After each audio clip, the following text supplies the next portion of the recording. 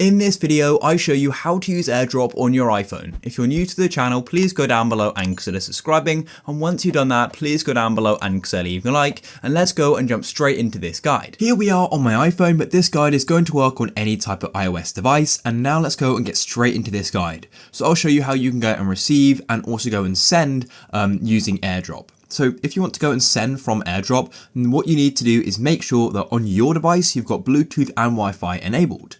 So go and do that. What you need to do is go and open up your control center by dragging it down on your battery like so. And here we are. So make sure you've got Wi-Fi and Bluetooth enabled. Now, because you're sending, you don't actually need to worry about the AirDrop setting, but you can. If you want to go and check the AirDrop setting on your phone, all you need to do is hold on these four options here, in between Wi-Fi and Bluetooth, like so. As you can see, there is an AirDrop setting, but because we're sending, it doesn't matter as much about this. This is more about receiving, so I'll cover that in just a moment. Then what you need to do is go onto your other device or the other person's device, and what they need to do is make sure they've got AirDrop receiving enabled, as I just showed you. So on the receiving device, what that needs to do is they need to open up the control center, like I just did there, hold on the square with four options in here, and then they need to make sure AirDrop receiving is enabled. It may be turned off, so they need to make sure that it is on everyone, because sometimes the contacts doesn't work if you're not a contact, so just make sure everyone is set. And if you're trying to AirDrop to a Mac, then make sure that Wi-Fi and Bluetooth is enabled on that as well. So to do that, just go and open up your settings, your system settings like so. You can go and click on system settings in your dock, and then go up here and go and tap on Wi-Fi and Bluetooth. So tap on Wi-Fi, make sure that's toggled on, and Bluetooth as well. Once you've enabled Wi-Fi and Bluetooth, then the next thing you need to do is go and open up your Finder to make sure you've got enabled receiving on it as well. To do that, go and open it up just like so, and then go over to the left hand side and make sure AirDrop is selected just like so. If AirDrop isn't in this list here, then all you need to do is go to the right to the top of your Mac, press on go, and then go and press on AirDrop, which is in this list here. Then what you need to do is come down to this second section here and go and tap on allow me to be discovered by, and then make sure everyone is selected, just like your iPhone. Having it to everyone is much easier. And on the receiving device as well, make sure Wi-Fi and Bluetooth is also enabled, because that is how AirDrop is going to work.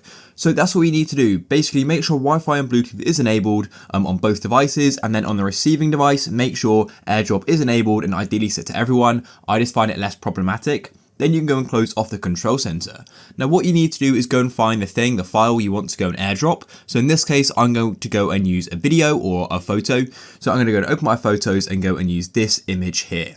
So this is just a random screenshot I have. Then to go and AirDrop, what you need to do is go and tap on the share icon in the bottom left, like so, with a square with an arrow going out of it. Then what you need to do is come down to the second row of options and go and tap on AirDrop like so. And we've now on this menu called AirDrop a copy. And now you can go and see all the devices which you currently can go and AirDrop to.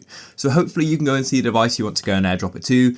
If you can't, as I said before, make sure the receiving device has got AirDrop enabled to everyone, and that their Wi-Fi and Bluetooth is enabled on both devices. And if that still isn't working, then what I recommend doing is restarting the device. For me, that's often solved the problem. Even if it's like a new modern device, restarting it is going to go and solve the problem. Then you can just go and tap on the device like so, and it's going to go and say waiting. And depending if you've gone an AirDrop before, you may need to go and get the other person to the receiving device to accept the file. But yeah. Then it's going to go and say sent, and the time this takes will vary depending on how many files and the size of the files you're sending, but that's literally it. It's really easy to go and use AirDrop on an iPhone or iPad or iPod. So yeah, I hope you found this guide useful. If you did, please go down below and consider leaving a like. Peace.